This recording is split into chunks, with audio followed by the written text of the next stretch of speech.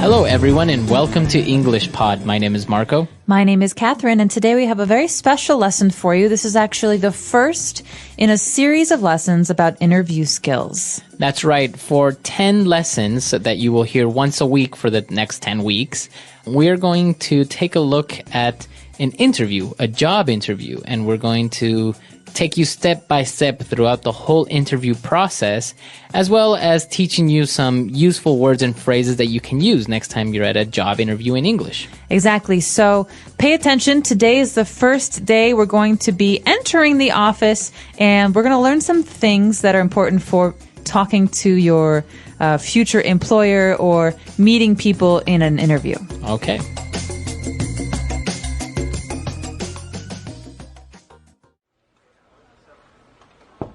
Come in. Mr. Parsons? Ah, you must be Rebecca. Please do come in. Thank you for making some time to see me, Mr. Parsons. It's a pleasure to meet you finally. The pleasure's all mine, Rebecca. Have a seat, please. Now, would you like any refreshments, tea, or coffee? A coffee would be lovely, thank you. Black, no sugar. No problem. Sally, can we have 2 coffees, please? 1, no milk or sugar. Mr. Parsons? So, Rebecca, I understand you had a first interview with Miss Childs last week? Yes, that's correct. She filled me in on the details of the job on the telephone. Great. Well, I'm glad to say she recommended you for a second interview, and here we are. Perhaps we can start by discussing your background and resume details a little. Yes, of course. All right, we're back. So now let's take a look at language takeaway. Language takeaway.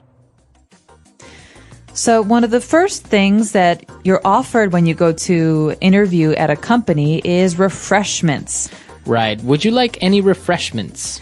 This sounds complicated, but it's actually a very simple word for beverages or drinks. Right. So that's why he offered her tea or coffee. Right. So refreshments are cola, coffee, tea. But how do you answer this? If I say, would you like any refreshments, Marco? You can say, yes, water would be fine, thank you. Okay, water would be fine. Or I'd like a Coke. Or I'd like a cup of coffee. Cup of coffee. Great. Refreshments are drinks. And after that, the characters are talking about the details of the job. So what are these details? How are they different from the job itself? Well, the details of the job are the specific points about the job. So, for example, if she applied for a job as a receptionist, the details of the job would be answering the phones, taking messages, receiving people at the office. Those are the main details of the job. Also, we need someone who works from 9 a.m. to 5 p.m., someone who is going to come 5 days a week. Mm-hmm. So the details are basically more information about something. Right, the specific information about a general topic. And it's not only related to work, the details can be of many, many things. Right, so if I ask you about your details, Marco, you could maybe tell me your phone number, your address. My full name. Full name or birthday. So these are details. Okay. And, well, after they talked about the details of the job, after she explained that she received the details of the job by phone, Mr. Parsons said that she was recommended for a second interview.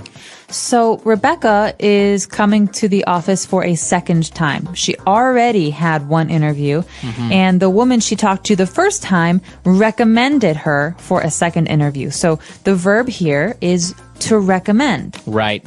And you can recommend a person, an object, a movie, and that's basically you are saying that this is good and that it's worth seeing, it's worth buying, it's worth interviewing.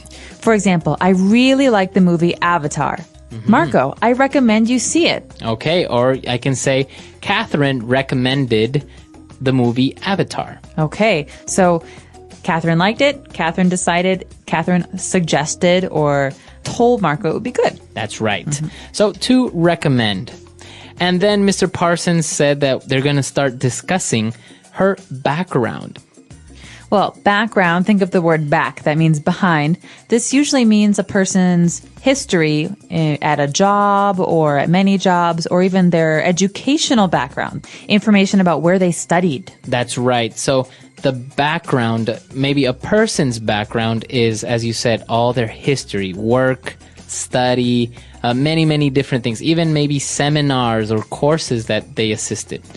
Or even just their personal history. For example, Marco, you speak English like an American. What's your background? Because I know you're not American. Right, I'm from Ecuador. Okay, background. So that means someone's personal history. That's right.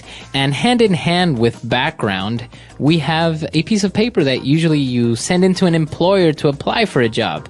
This is the famous resume. Resume. So you're right, Marco. A resume is a document. In this case, it is a document that lists your work history, your working background. And it's a very important part of applying for a job. And usually you send your resume before you go for the interview so that the employer can look and see, is this person qualified? How old are they? What's their work history? And, well, very similar to a resume, you may have heard a CV. That's right. A CV is a lot like a resume. It stands for curriculum C, vitae V, CV, and it's more detailed. It has more details about a person's academic or study history. Exactly. So a resume, I guess it's very similar to a summary of your work background, whereas a CV will have more details about your education, maybe more details about your work background, what did you do, objectives, etc. Great. So maybe we should listen to today's dialogue one more time. And when we come back, we'll be talking about some of the interesting phrases we heard in today's dialogue.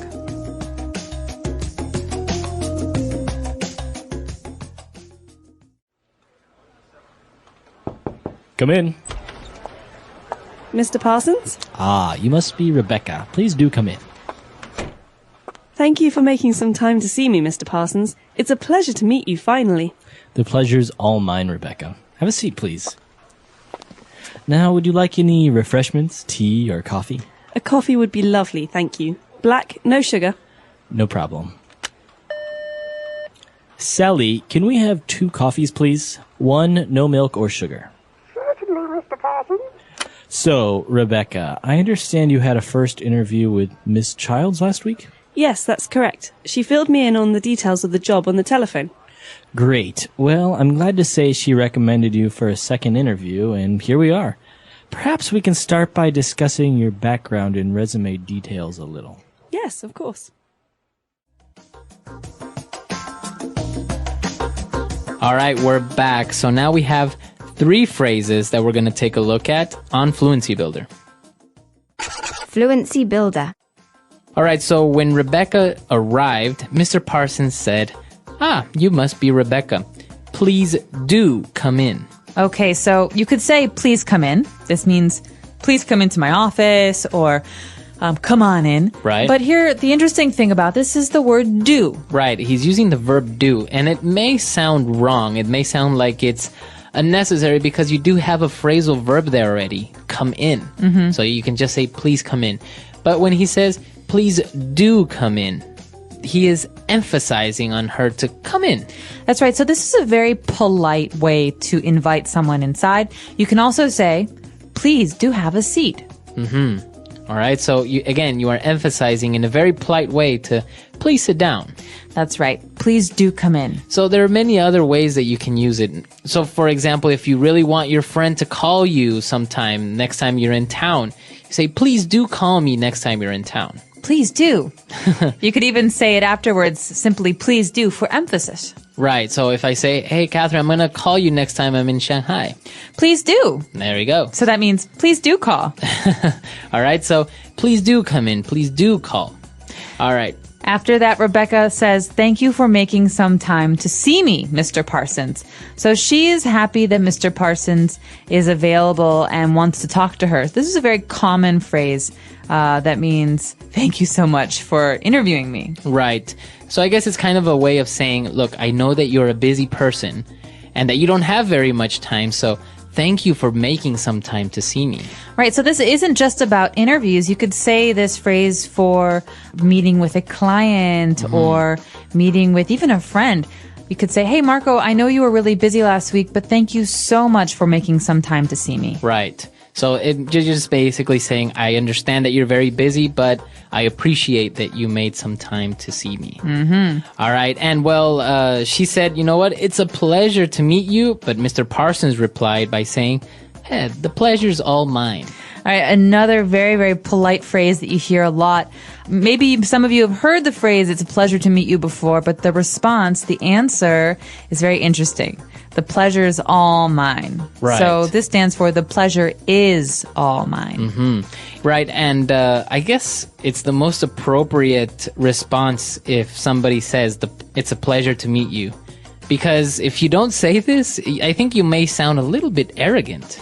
Well, you could say it's a pleasure to meet you too. Right. But this is another way to answer the person, because you don't always want to say it's a pleasure to meet you. It's a pleasure to meet you too. Right. This is a way to say something different and to say, well, the pleasure's all mine. Right. But it's very important to answer something, right? Because if I say it's a pleasure to meet you and you say thank you, it's like, no, that is a little bit arrogant. So Right. you have to say something. Right. And we recommend that you say this or you just say the same thing back. So it's nice to meet you. Oh, it's nice to meet you too. Right. Okay, and our last phrase is actually when they were talking about, again, the details of the job, and she said that Miss Childs filled her in on the details. She said, she filled me in on the details of the job on the telephone. Okay, so this is an interesting verb, to fill in, or in this case, to fill someone in, to fill me in, to fill you in. This basically means to tell someone about something. Right. Or if I know a little bit of information, but not a lot of information about something, this way you're telling me more so I understand it better. Right, I'm giving you all the information. So maybe somebody is talking about a rumor in the office, and you go and you say, hey, fill me in on the gossip. All right, so you want to know all about it. Right. Or for example, Marco, we're having a party next Sunday, but I'll have to fill you in on the details around Friday. Okay, because you don't have all the information right now. Yeah, I don't know yet what time or where. Okay, so to fill someone in is to give them all the information or to give them more information. Fill me in. Fill me in. All right. Why don't we take a look at our dialogue for the last time, and we'll be back in a little bit.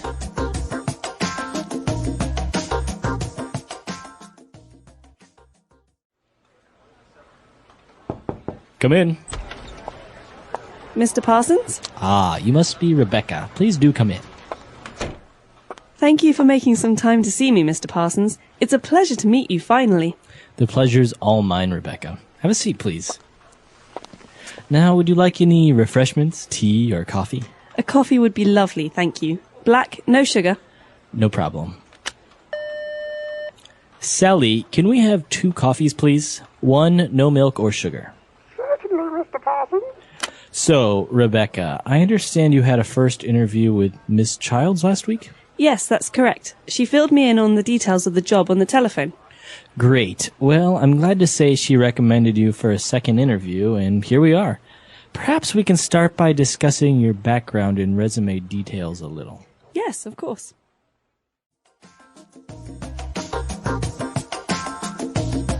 All right, so as we mentioned, this is the first part of a 10-part series of the interview series. And this is going to be very, very helpful. As you saw in this first part, we're just taking a look at some basic vocab and phrases that you can use when you're just introducing yourself. You're just getting started in the interview.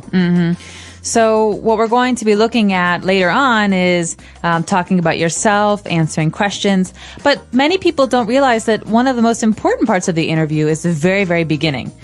Because some psychologists say that we make a decision about a person or how we like a person within the first, 30 seconds of talking to them. Yeah. So it's important that you speak confidently and that you say some of these English phrases comfortably. You know, it's a pleasure to meet you. Oh, the pleasure's mine. These little things will really help you. That's right. And I think as talking about introductions and how this woman arrived to the office, I think one of the key things that we would recommend is to look that person in the eye and give a firm handshake, right? Yeah. I don't know how many people actually realize how important this is. It's very, very important because as an interviewer, the person or the manager who's interviewing you, I think you can tell a lot from a person if somebody gives you a very flimsy handshake or doesn't look you in the eye. That's right. Well, I think in many ways people think, oh, this person is not confident, or this person is uncomfortable, or this person is hiding something. Yeah. And so it's important really to be yourself, to smile, to look at a person in the eyes, especially in a lot of like American companies or Canadian companies. I know in other parts of the world, smiling with a stranger is unusual or maybe unacceptable. But in America, it means I'm confident. Here I am. Here's my name. Nice to meet you. It's a very important part of an introduction. Yes, very true. So we actually want to hear what you think. How important for you is a handshake, a firm handshake, looking someone in the eye, or how do interviews work in your country? Let us know, and we hope that this is helpful for you in the future if you're looking for jobs or you just want to practice your English. That's right. So if you have any other questions or doubts, we're at EnglishPod.com. We'll see everyone there. Bye. Bye.